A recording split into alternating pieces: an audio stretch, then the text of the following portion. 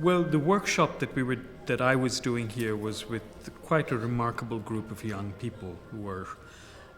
recent, let's say, have recently arrived in this country from many different parts of the world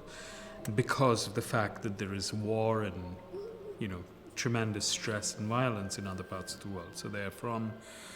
Afghanistan, Syria, Iraq, Nigeria, a group of quite varied individuals, slightly different ages, though most of them were young. And what I was doing with them was, and what we were doing together was having a lot of conversation. Yeah, and one of the themes that kept coming up was light, because, this is the green light.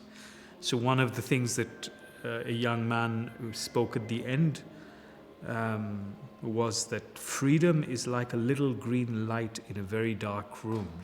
that allows you to see yourself, allows you to see other people, and allows you to see the way to the door.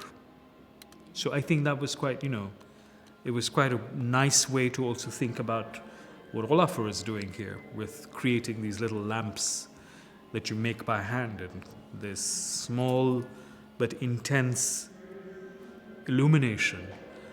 that makes the difference between not knowing where you are and where you're going and knowing where you are and where you're going. The reason why art exists in the world is to create possibilities for people to imagine everything anew. So what a project like this does is that it actually creates possibilities where a room full of strangers can first of all get to be friends with each other because they're making something together. The second thing is that it actually brings the whole world into this space, which is actually quite a remarkable achievement, because there are not that many situations